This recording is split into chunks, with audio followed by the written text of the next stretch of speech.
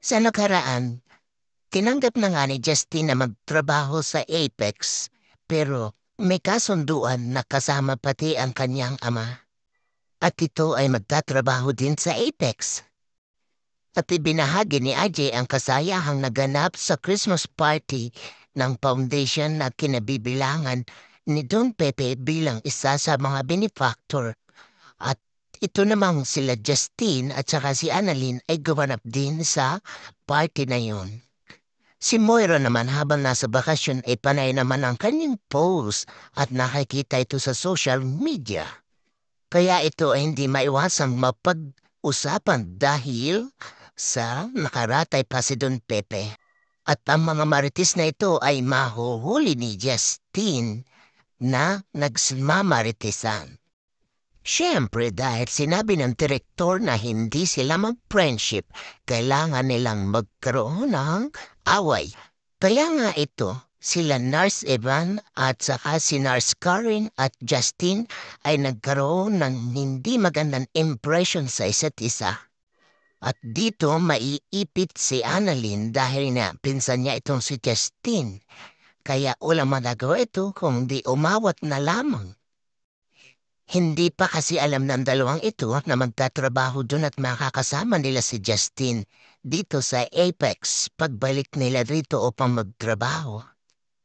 At nabanggit nga nila dito na ang nagpabalik sa kanila ay si Giselle at si Giselle ay mabait, bagay na hindi nagugustuhan itong si Justin. Kaya ang away nito ay hahaba pa habang nandito si Justin. Sobra namang naging exaggerated itong si Nurse Evan at saka itong si Nurse Karen. Inakala nilang ito ay welcomed para sa kanila. Isipin mo nga naman, may pamiting pa si Giselle para sa kanila sa pagbabalik nila sa Apex. Subalit, hindi nakatiis si Dr. Luke. Nilapitan nito ang dalawa at sinabi niyang, "Mahiya naman kayo, merong announcement si Ma'am Giselle." Kaya naman, napahiya ang dalawang marites. Sa wakas ay dumating na si Giselle at nagbigay siya ng maikling talumpating pasasalamat sa mga nagtiyaga at nagtulong sa kanila. Halata itong masaya at ini-announce na nga niya na ang kanyang anak na itong si Justine ay magkakaroon ng pwesto at magtatrabaho nga dito sa Apex. Inintroduce niya itong si Justine at ito ay magtatrabaho sa HR department. Hindi naman kumikibo si RJ na nakikiramdam lang. Dumating din dito si Eric. At itong dalawang marites na bagong balik lang sa Apex upang magtrabaho ay para namang pinitpit na luya. Siyempre nga naman, nakakahiya, anak ng CEO ang inaaway nila. Nanatiling walang kibo si RJ at ito ay walang reaksyon. Ipinakilala naman ni Giselle si Eric bilang VP ng Finance. Nangako naman ang positibo dito si Eric na gagawin niya ang magagawa niya para sa Apex. Wala pa rin kibo si RJ na nakikiramdam. Nagtataka bakit itong si Eric ay binigyan ng posisyon ni Giselle. Sinabi naman itong si Justine na magtatrabaho siya dito sa Apex hindi bilang anak ni Giselle. Winelcome ng lahat si Justine sa pagtatrabaho at pag-ating niya dito sa Apex. Nahalata nitong si Justine na walang kibo ang kanyang tito Robert. Sinagot naman siya ni Robert at sinabi niyang he's fine. At binati niya rin si Justine. Pagkatapos niyang batiin ay nagpaalam na itong si RJ at para namang nahalata nitong si Eric na parang hindi siya gusto ni RJ para sa posisyong yun. Nanahimik lang itong si Giselle. Sinadya ni Robert si Giselle sa opisina nito upang pausapin. Sinabi ni Robert na hindi niya inaasahang mataas na pwesto ang ibibigay dito kay Justine. At ang mahirap pa nito ay itong si Eric. Bakit niya ito binigyan ng gaanong kataas na pwesto? Sinabi nito si Giselle na alam naman ni Robert na ang kanya lamang kailangan ay upang mapalapit siya kay Justin ay ito ngang pagpapatrabaho nito sa Apex. Okay lang daw si Justin manatanggap niya ay bakit daw tong si Eric.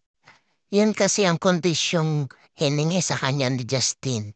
Kaya sinabi niyang lahat ay gagawin niya alang-alang sa anak niya upang makasama niya ito. Nag-aalala naman itong si Robert sa kahihinat na ng Apex.